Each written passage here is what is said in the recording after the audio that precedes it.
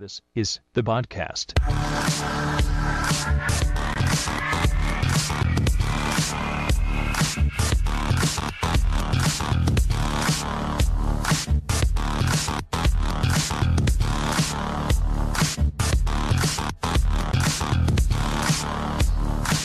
Hello, everyone, and welcome to the Bodcast, episode number 2. Got a couple things on my mind today. Let's not waste any time. First of all, we'll talk about the Lieberman-Warner climate bill, number 2191, a little bit later. I want to talk about the Apple Store, because I was in the Apple Store the other day, and I'm getting kind of sick and tired of the Apple Store, because there's like 15 people working at the Apple Store at any given time, and they all want to attack me and see if I need help. I walk into the Apple Store, I work in the mall, so I go to the Apple Store, and I look something up, and I'm simply go up to a laptop, open up Safari, look up something on the internet. They come up to me. Do you need help finding anything today? No, I'm just on the internet. No, I got Google for that, actually. Don't need your help. I'm fine. Anyways, so the people at the Apple Store are nice, but a little irritating at the same time.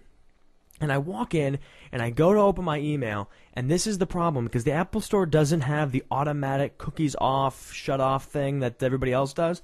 So I go in, and I go to Gmail, and I go in, and it automatically pops up with email. And it didn't really register to me, because usually that's what happens at my computer at home. And I'm looking through the email, and it says, like, Facebook group, Hot Sauce Lovers has sent you a message. I'm like, what the heck is this? Your application has been submitted to the University of... What the heck are you talking about?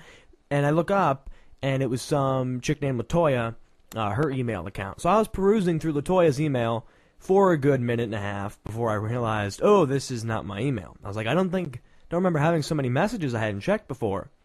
It's really weird. And then I go to Facebook, and I didn't even log on Facebook. It was part of, I think I might have accidentally clicked a link in Latoya's email, or maybe it was my email. In any event, I go to Facebook, and it pops open Facebook, somebody else's Facebook profile, 16 inbox messages. Like, what the heck? I don't have them anymore. Oh, this isn't my account. Moral of the story, folks, log off your Facebook Gmail account at the Apple Store if you're ever on it. Please, for the love of God. Let's get on to some more serious things. We're going to talk about the 2008 presidential election tomorrow on the election show on the Current Podcast at thecurrentpodcast.com. This is the Bodcast, though. We talk about what I want to talk about. We're talking about the Lieberman-Warner global climate change bill today. Because as gas prices and energy prices increased, Joe Lieberman and other Democrats and even some Republicans decided it would be a fantastic idea to raise those prices even more. Sounds like the right thing to do, eh? Prices are high? Raise them even more, in the name of global warming. Basically what this bill institutes is a cap-and-trade system, which means that if you are a business, if you are a corporation, and you emit carbon dioxide, CO2, or harmful gases. This isn't just a CO2 bill. This is an array of greenhouse gases it covers. If you emit those, you have to buy a permit to emit those. You have to buy a permit per ton of greenhouse gas that you emit. It's ridiculous. And then if you don't even have enough, if you didn't buy enough permits, you can buy them from another corporation, or the government will auction them off for you. Basically, the end-all, be-all of this is that it will cost energy users upwards of $100 billion by 2020. That's a lot of money. All for a reduction of 1.4% in the atmosphere of CO2 by 2050. That's it. Households will pay an average of $467 more each year for their natural gas and electricity. The average household will spend an additional $8,870 to purchase energy between the years of 2012 and 2030. Because guess what? The more you as a corporation have to buy permits to emit CO2, the more you have to charge to provide that energy to, Tom, Dick, and Harry. So it's going to hit us. It's going to be, in essence, a tax increase because it's being perpetrated by the government. They're not letting it run its course. We forget that the free market, by the way, the free market solutions that President Bush has enacted in his presidency has actually reduced emissions more in the United States than a similar cap-and-trade program that's being proposed here in Europe. Why?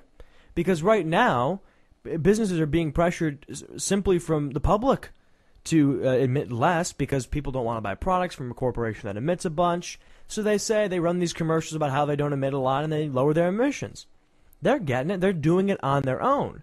Yeah, it's not good enough, apparently, for the Democrats and some Republicans, this bipartisan measure, so they have to force corporations to do it by taxing them. Well, it's not taxing, they're buying permit. No, it's taxing because it's money going to the government. Now, you have to look, people who support this bill argue that green-collar jobs are going to be added, and they will be added initially. As corporations purchase CO2-friendly plants, there will be people that will come in and build those plants. But corporations will end up actually firing or laying off more workers because they have to pay more to produce things. It's simple economics.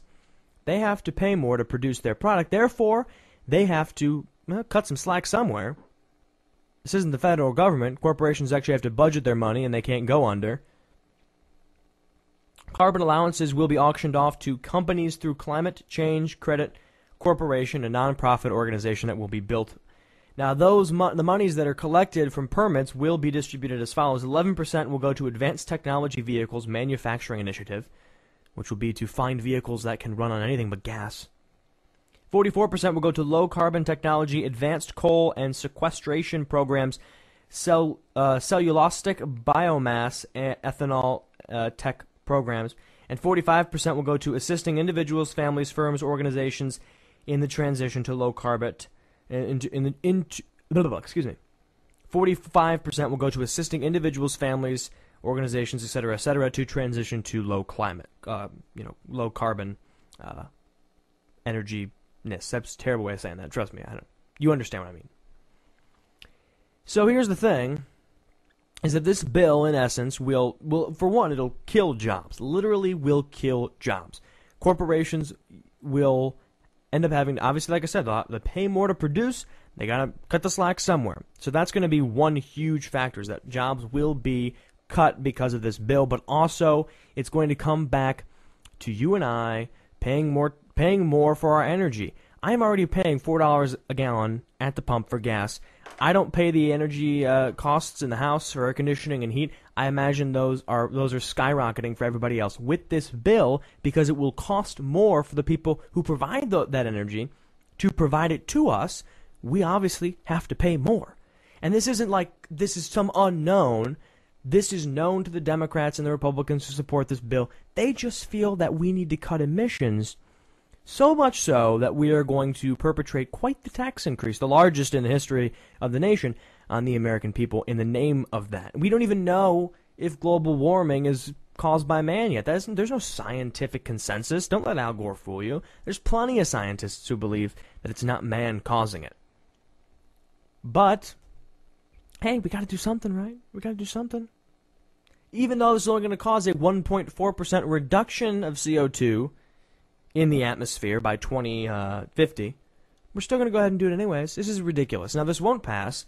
It passed cloture vote, so I don't believe it can be filibustered, but maybe I'm wrong. It will not pass because Bush has threatened to veto it. But the scary thing is that all two presidential candidates, now that Hillary Clinton is effectively out of the race, Obama and McCain both support a cap-and-trade system. Not necessarily this specific bill, but a cap-and-trade system. Now, McCain and Obama were not there to vote on the cloture measure, so we really don't know where they stand on this. Of course, we can assume. I believe McCain, or someone in McCain's camp came out and said, well, that sure does look like a big bunch of spending. Might have to look at that. Yeah, how about you? How about you look at that and the entire cap-and-trade program as a whole? So I can really speak on it right now. All I know is that the Congressional Budget Office says the bill would effectively raise taxes on Americans by more than $1 trillion over the next 10 years. And, of course, since everything is transported, trucks transport things by fuel and energy, we're going to have higher energy costs on everything. You can read more about this on my blog, the blog of Bodcast, thecurrentpodcast.com/BOB. Check out more podcasts as we roll them out whenever we feel like it at thecurrentpodcast.com/podcast or on our YouTube account, The Bodcast 1. Have a wonderful day.